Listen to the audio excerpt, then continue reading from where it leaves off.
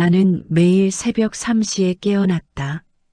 현관 센서가 그 시간에만 울렸기 때문이다. 이상한 건 그 순간마다 남편은 항상 내 옆에서 자고 있었다는 것. 예민한 거야. 그 말에 나도 그렇게 믿으려 했다. 하지만 CCTV를 확인한 순간 나는 깨달았다. 이 공포의 범인은 집 안에 있었다는 걸. 나는 매일 새벽 3시에 깨어났다. 처음에는 단순히 오작동일 거라고 생각했다. 설마 사람이 들어오겠어? 스스로를 안심시키며 눈을 감았다. 하지만 그 소리는 점점 나를 불안하게 만들었다. 매일 정확하게 새벽 3시 현관 센서가 깜빡이며 울렸다. 남편은 늘 옆에서 자고 있었다. 오작동이야. 당신이 예민한 거야. 그 한마디에 나는 마음을 다잡으려 했지만 시간이 지날수록 불안은 사라지지 않았다. 나는 집안을 조심스레 걸었다. 거실은 어둡고 고요했다. 손에는 스마트폰, CCTV 설치 화면이 켜져 있었다.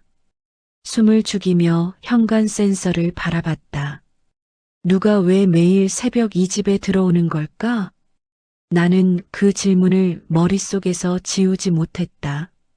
심장은 두근거리고 손바닥은 땀으로 젖었다. 조용한 거실, 시계 초침 소리만 울렸다. 남편은 여전히 잠들어 있었다. 나는 그를 바라보며 알 수 없는 공포에 사로잡혔다. 이 집이 안전하다고 믿고 싶었지만 현실은 달랐다. 매일 반복되는 센서의 울림은 내 마음속 불안과 맞물려 나를 조금씩 조여왔다. 그때까지만 해도 나는 아무것도 모른 채 단순한 공포라고 생각했다. 나는 더 이상 참을 수 없었다. 새벽마다 반복되는 센서 울림은 이제 단순한 공포가 아니었다. 정말 누군가 내 집 안으로 들어오고 있는 걸까? 결심했다. 몰래 CCTV를 설치하고 기록하기로. 그날 새벽 나는 침대에서 눈을 떴다. 시계는 새벽 3시, 현관 센서가 깜빡였다. 심장이 뛰었다. CCTV 화면 속 모자를 눌러 쓴 남자가 현관 앞에 서 있었다. 그의 손이 조심스레 비밀번호를 누르는 모습, 걸음걸이, 몸짓, 손동작. 익숙한 느낌에 나는 숨을 죽였다. 설마 남편? 그 생각이 스쳐 지나가자 손이 떨렸다. 하지만 화면 속 그는 나를 피해 조심스럽게 움직였다. 어둠 속에서도 그 사람의 체형과 손동작은 분명 남편과 똑같았다. 나는 그 자리에서 굳어버렸다. 남편이 매일 새벽 나도 모르는 사이 이 집을 드나들고 있다는 현실이 믿기지 않았다. 화면을 확대했다. 현관 센서를 지나 남편이 집 안으로 살짝 들어오는 모습. 그는 아무런 소리도 내지 않고 자연스럽게 움직였다. 나는 그 모습을 보며 소름이 돋았다. 이게 현실이라고? 그 순간 머릿속이 하얘졌다. 남편이 옆에서 자고 있다는 사실과 CCTV 속 모습이 동시에 겹쳐 내 마음은 공포와 혼란으로 가득 찼다. 나는 스스로에게 속삭였다. 이제 나는 그냥 두고 볼 수 없어. CCTV를 확인한 이후 나는 남편의 모든 행동이 의심스러워졌다. 야근이라고 한 날, 실제로는 새벽 3시에 집을 나섰다는 사실을 알고 나니 그의 말은 더 이상 믿을 수 없었다. 휴대폰은 항상 잠겨 있었다. 통화 기록은 비어 있었고 메시지는 언제나 삭제되어 있었다. 나는 그의 행동 하나하나가 의심스럽게 느껴졌다. 카드 내역을 확인하던 날 나는 숨이 막혔다. 분유, 소아과, 학습지 비용, 병원. 그 순간 머릿속에서 퍼뜩 떠올랐다. 혹시 다른 가족이 있는 건 아닐까? 나는 남편의 패턴을 분석하기 시작했다. 언제 외출을 하고, 언제 돌아오는지, 누구와 만나고 무엇을 하는지 가능한 모든 기록을 추적했다. 그리고 결정적인 단서가 나왔다. 매주 특정한 날, 특정한 시간에 카드를 사용하고 통화는 항상 짧게 끝나거나 기록을 삭제한다는 것이었다. 그제야 나는 확신했다. 남편은 나 말고 다른 사람을 위해 살고 있어. 그 숨겨진 존재는 단순한 연인이 아니라 어린 아이와 그 아이를 돌보는 전처와 관련이 있다는 느낌이 들었다. 남편이 매일 새벽 혼자 움직이는 이유, 집에서조차 의심스러운 행동을 반복한 이유가 점점 선명해졌다. 나는 마음을 다잡았다. 이제 나는 모든 것을 기록하고 증거를 모아야 한다. 그가 숨긴 진실을 반드시 밝혀내겠다. 나는 결심했다. 남편을 몰래 따라가 보기로. 이제는 더 이상 의심만으로 살아갈 수 없었다. 새벽 3시, 그는 조심스럽게 집을 나섰다. 나는 뒤따라갔다. 그가 도착한 곳은 낡은 빌라 한 채. 창문 너머로 나는 숨죽이며 지켜봤다. 그곳에는 아이와 여자가 있었다. 아이의 모습은 남편과 놀랄 만큼 닮아 있었고, 여자는 익숙한 얼굴, 바로 전처였다. 심장이 터질 듯 뛰었다. 왜 지금까지 아무 말도 없었던 거야? 내 머릿속은 혼란과 분노로 뒤엉켰다. 그때 전처의 목소리가 들렸다. 응, 내가 모르는 동안 걔는 계속 속고 있었어. 순간 모든 것이 분명해졌다. 전처는 나의 존재를 알고 있고 내 생활 패턴, 집 비밀번호까지 전부 알고 있었다. 숨이 막혔다. 내가 겪었던 모든 공포, 센서의 울림, 새벽의 불안, 이 모든 것이 계획된 심리 게임의 일부였던 것이다. 나는 손을 떨며 기록했다. 이제는 그냥 두지 않을 거야. 증거를 모으고 그의 거짓을 폭로할 거야. 그리고 전처도 언젠가는 드러날 것이다. 그날 밤 나는 집으로 돌아와 마음을 가다듬었다. 이제는 단순한 의심이 아니라 확실한 증거가 필요했다. 남편의 통화 기록, 카드 내역, 외출 패턴, 그리고 CCTV까지 모든 것을 모았다. 하지만 진짜 충격은 그 다음이었다. 전처와 남편은 나를 속이기 위해 계획적으로 움직이고 있었다. 손에 쥔 CCTV 화면 속 전처가 남편에게 말하는 목소리가 들렸다. 걔가 조금만 더 불안해지면 알아서 물러설 거야. 순간 모든 것이 명확해졌다. 남편은 단순히 두 집을 관리한 것이 아니라 나를 정신적으로 지배하고 두 사람은 공모하고 있었다. 나는 분노와 공포로 몸이 떨렸지만 한편으로는 마음이 단단해졌다. 이제 나는 혼자가 아니다. 증거를 모았고 준비가 되어 있다. 나는 조용히 계획을 세웠다. 남편의 거짓 행동을 기록하고 모든 패턴과 증거를 정리하며 그의 심리와 계획을 차근차근 폭로할 준비를 했다. 그제야 깨달았다. 새벽마다 울리던 센서는 단순한 공포가 아니었다. 남편과 전처가 나를 시험하고 나를 통제하려는 심리 게임이었다. 모든 진실을 확인한 나는 결심했다. 이제 단순한 의심이 아니라 실행할 때다. 남편이 아픈 척하며 나를 통제한 모든 행동을 기록하고 전처와의 공모 사실까지 증거로 남기기로 했다.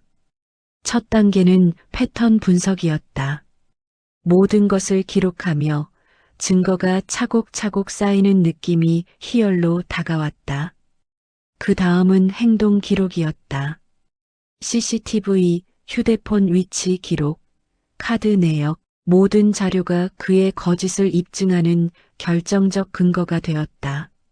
나는 마음속으로 중얼거렸다. 이제 더 이상 그의 거짓 속에 살지 않는다. 나는 준비되어 있다. 반드시 결말을 만들어내겠어. 나는 조용히 그의 행동을 관찰하고 기록했다. 작은 행동 하나, 표정 하나도 놓치지 않았다. 모든 것이 후일의 폭로와 복수를 위한 증거였다. 나는 증거를 정리하며 다짐했다. 이제는 단순한 분노가 아니다.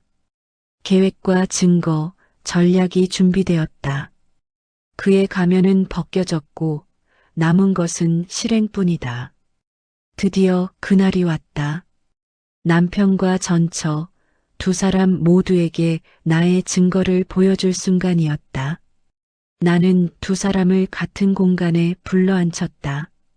이유는 말하지 않았다. 그저 할 얘기가 있다고만 했다. 전처는 팔짱을 낀 채 의자에 기대어 앉아 있었고 남편은 내 눈을 제대로 바라보지 못한 채 손가락만 꼼지락거리고 있었다. 나는 아무 말 없이 태블릿을 책상 위에 올려두었다. 그리고 재생 버튼을 눌렀다.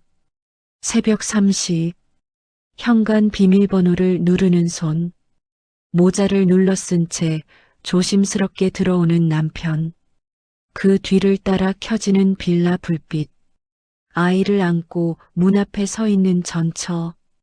영상 속에서 전처는 이렇게 말하고 있었다. 조금만 더 흔들면 돼. 걔는 원래 불안하면 스스로 무너지는 타입이잖아. 그 말을 듣는 순간 남편의 얼굴에서 피가 싹 빠졌다. 남편이 입을 열었다. 아니야, 이건 오해야. 나는 대답 대신 다시 영상을 틀었다. 이번엔 카드네요. 분유, 소아과, 학습지, 그리고 내가 모르는 병원과 약국들. 그 위에 날짜와 시간이 정확하게 겹쳐 떴다. 침대 옆에서 밤을 새우던 바로 그 시간이었다. 나는 전처를 바라봤다. 처음부터 다 알고 있었죠? 전처는 대답하지 않았다. 대신 아주 잠깐 미세하게 웃었다. 그 웃음 하나로 나는 더 이상 아무것도 물을 필요가 없다는 걸 알았다. 나는 마지막 카드를 꺼냈다. 녹음 파일이었다. 전처의 목소리 그리고 남편의 대답. 조금만 더 버텨. 내가 걔 완전히 무너뜨리면 집이랑 돈은 전부 정리될 거야. 그 순간 공기가 완전히 달라졌다. 나는 자리에서 일어나 두 사람을 번갈아 내려다보며 말했다. 지금 이 자료들 전부 변호사한테 넘어갔어요. 남편의 눈이 흔들렸다. 전처는 처음으로 얼굴이 굳었다. 이혼, 위자료, 재산 분할, 그리고 민사소송까지 이미 다 접수됐어요. 아까까지만 해도 팔짱을 끼고 여유 있던 그 얼굴이 눈에 띄게 굳더니 입술이 미세하게 떨리기 시작했다. 나는 아무 말도 하지 않았다. 그저 조용히 그녀를 바라봤다.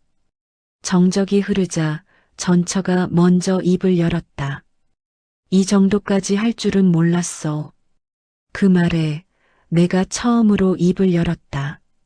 그럼 어디까지 생각하셨는데요?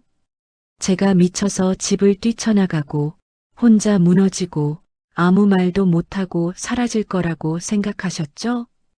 그 순간 전처는 완전히 고개를 숙였다.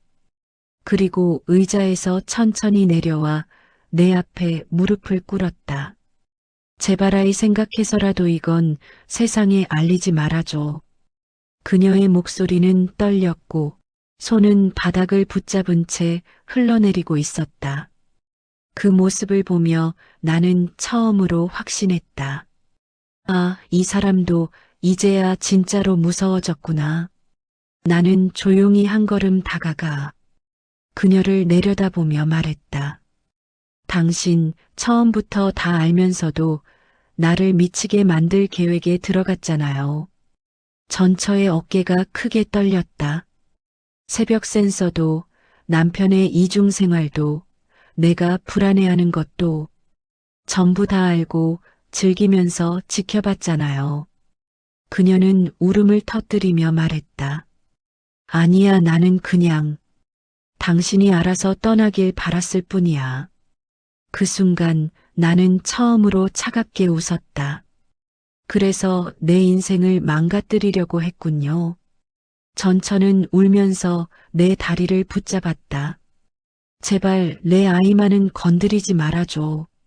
모든 잘못 내가 다 받을게. 그 말을 듣는 순간 내 마음속에서 뭔가 딱하고 꺾였다. 나는 그녀의 손을 천천히 떼어내며 말했다. 당신이 나한테 자비를 준 적이 있었나요? 전처는 아무 말도 하지 못한 채 바닥만 바라봤다. 그리고 나는 마지막으로 말했다. 이건 복수가 아니에요. 당신들이 시작한 게임의 종류일 뿐이에요. 그 순간 전처는 완전히 고개를 받고 소리 없이 무너져 내렸다. 전처는 더 이상 피해자라는 얼굴 뒤에 숨을 수 없게 되었다. 남편이 울먹이며 내 앞에 무릎을 꿇었다. 미안해, 한 번만, 단 한 번만 기회를 줘. 나는 단 한 걸음도 뒤로 물러서지 않았다. 그리고 나는 법원에서 판결문을 손에 쥔 날 조용히 혼잣말을 했다. 이제야 정말 끝이구나. 그날 밤 새벽 3시 현관 센서는 더 이상 울리지 않았다. 처음으로 조용함 속에서 잠들 수 있었다. 그리고 나는 알았다. 이제는 누구도 내 삶을 조종하지 못한다는 것을. 오늘 이야기는 여기까지입니다.